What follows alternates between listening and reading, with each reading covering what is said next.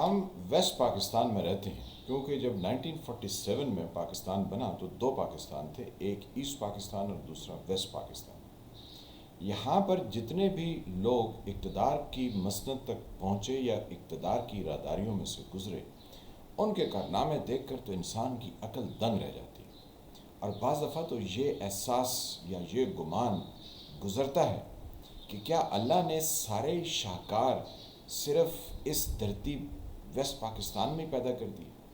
اب یہ بار بار میں ویسٹ پاکستان کہہ رہا ہوں کیونکہ ہم ایسٹ پاکستان کے لوگوں کو تو غدار کہہ چکے، حالانکہ ان کی ترقی جب سے وہ ہم سے الگ ہوئے، چائنا کے بعد ان کی دوسری بڑھتی ہوئی ابھرتی ہوئی اکانومی ہے، جن سے وہ الگ ہوئے اور جنہوں نے ان کو ہم سے الگ کرنے کی کوشش کی اور اس میں وہ کامیاب رہے، یعنی پاکستان اور انڈیا، ان دونوں کے منہ پر بنگلہ دیش نے رکھ کے چپیڑ لگائی ہے کہ تم لوگ بکواسات بہت کرتے ہو، کام کرنے میں تم دونوں قوموں کو اور تمہارے اقتدار پر بیٹھے ہوئے لوگوں کو ذرا برابر شرم نہیں آتی ہے کہ لوگوں کے لیے کیسے کام کیا جاتا ہے۔ حسینہ واجد جو کہ شیخ مجیب الرحمن کی وہ صاحبزادی تھی کہ جب شیخ مجیب الرحمن کو انقلابیوں نے کچل ڈالا، یعنی ان کو قتل کر دیا، تو وہ کیونکہ ملک سے باہر تھیں تو وہ بچ گئیں۔ آج ان کی حکومت ہے اور مجال ہے جو ملک کے کسی بھی کونے سے کوئی شرپسند نظر اٹھا کے کچھ کہہ سکے۔ وہ جنرل ضیاء الرحمان تھے جنہوں نے بنگلہ دیش میں مارشل لا لگایا، اور بالکل انہی دنوں میں لگایا جب ضیاء الحق نے یہاں پر لگایا، لیکن بنگلہ دیش کے لوگوں نے اور وہاں کی پولیٹیکل پارٹی نے ان جرنیلوں کو اٹھا کے وہاں پٹخا اور ان کو بتایا کہ تم پاکستان آرمی کے جرنیل نہیں ہو، تم بنگلہ دیش آرمی کے، لہٰذا بیہیو کرنا سیکھو۔ تب سے لے کر اب تک بیگم خالدہ ضیاء وہ اسی ضیاء الرحمان کی زوجہ تھیں جو ضیاء الرحمان کے انتقال کے بعد اقتدار پر جا بیٹھی اور ہر روز سازش کرتی تھی۔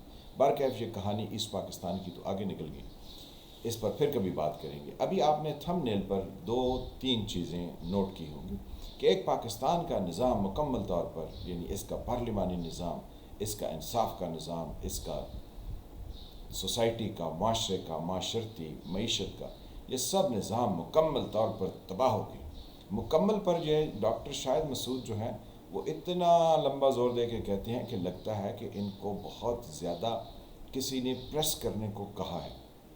میں پہلے بھی اس پر 1-2 دفعہ یہ گزارش کر چکا ہوں کہ پاکستان کو 2 نمبر دانشور بھی ملے، ایسے 2 نمبر ملے ہیں کہ اللہ پناہ کہ یہ بھی سارے شاہکار ویسٹ پاکستان میں ہی پیدا ہو گئے۔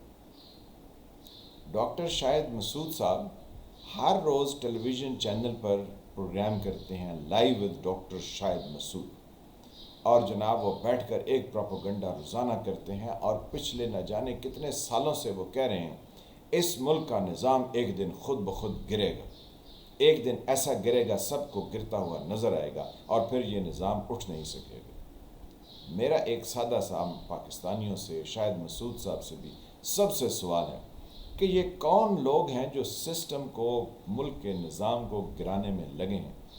کیونکہ ہمیں تو سال پہلے، 2 سال پہلے، 5 سال پہلے یہ پتہ نہیں تھا کہ یہ سسٹم ناکام ہو جائے گا، یہ مکمل ناکام ہو جائے گا، یہ مکمل گر پڑے گا۔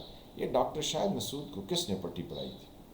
اس کا مطلب ہے کہ اندر خانے ڈاکٹر شاہد مسعود کو یہ کہا گیا کہ تم اپنی دانشوری پھیلاتے ہوئے، سوری تم کا استعمال سیگا کیا ہے لیکن کیونکہ کہا ایسی گیا ہوگا، کہ اپنی دانشوری پھیلاتے ہوئے یہ بتاؤ کہ ایک دن یہ نظام گرے گا۔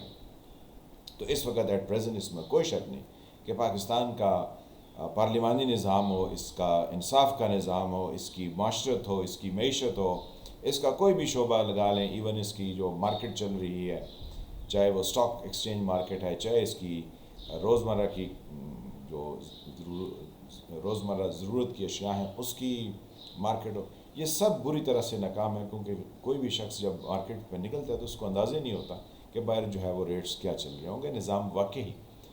لیکن اس کو گرانے میں تو کسی نہ کسی کا کردار ہے، اور جنہوں نے ڈاکٹر شاہد مسعود کو بتایا وہ لوگ کون ہیں؟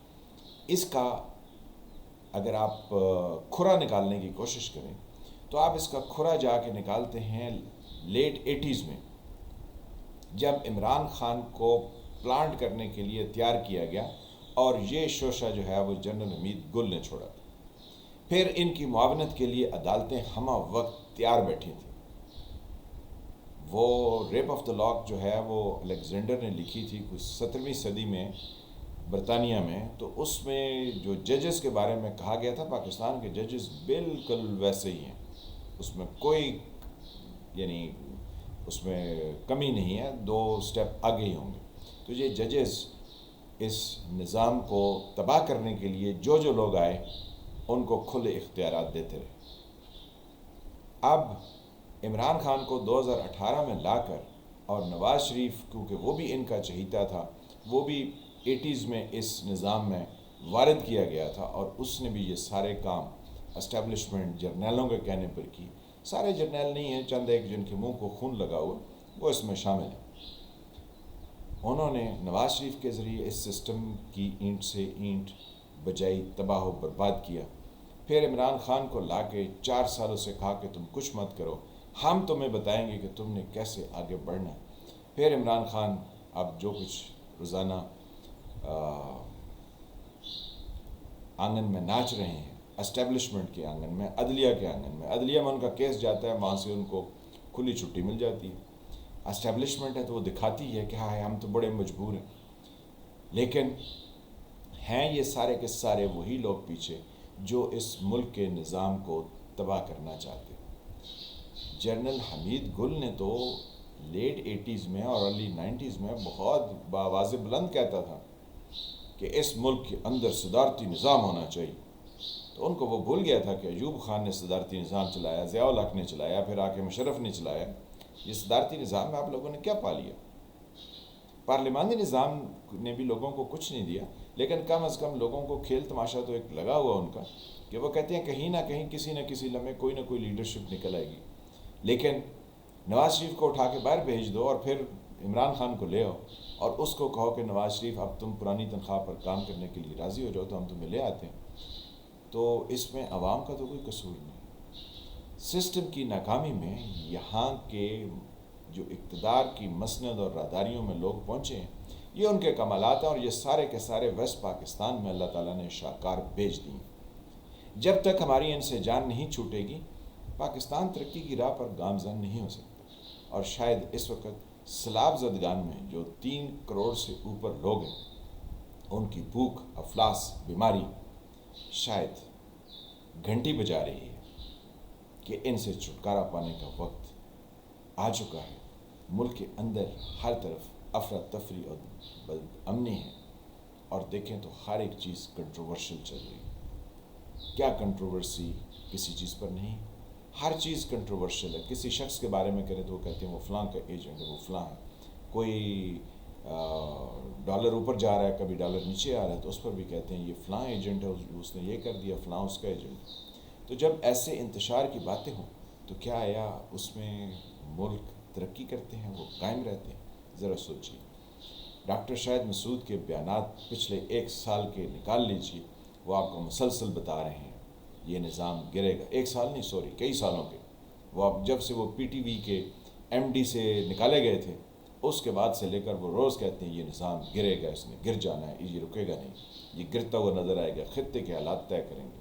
خطے کے حالات بھی ہم خود بنا رہے ہیں۔ افغانستان کے ساتھ ہمارے پنگے ہیں، ایران کے ساتھ ہمارے ہیں، دنیا میں ہم ہر ملک کے ساتھ الجھے ہوئے ہیں۔ ہم نے امن و آشتی کے ساتھ رہنا سیکھا ہی نہیں، کیونکہ جو ہماری اقتدار میں لوگ بیٹھے ہیں ان کو یہ اندازہ ہے کہ اگر یہاں پر پیس میکنگ لوگ اقتدار میں بیٹھ گئے تو ان کا دال دلیہ ختم ہو جائے گا۔ اس لیے وہ ہر روز باہیں اور تیور چڑھا کے لوگوں کو کہتے ہیں اوئے تو ادھر نکلا، ہم تمہیں دیکھتے ہیں۔ بس یہی عالم ہے۔ عمران خان بھی تو یہی کر رہے ہیں۔ تو ذرا سوچیے۔ میں فعال ملک، آپ دیکھ رہے تھے سرکار۔ اللہ تعالیٰ آپ کو اپنی زبان میں رکھے۔ جن فرینڈ نے چینل کو سبسکرائب نہیں کیا وہ اس کو سبسکرائب کریں، گھنٹی کے نشان کو بھی دبا دیں تاکہ آپ کو نئی آنے والی ویڈیوز ملتی رہے۔ ملتے ہیں کسی نئے ٹاپک کے ساتھ، تب تک کے لیے خدا حافظ۔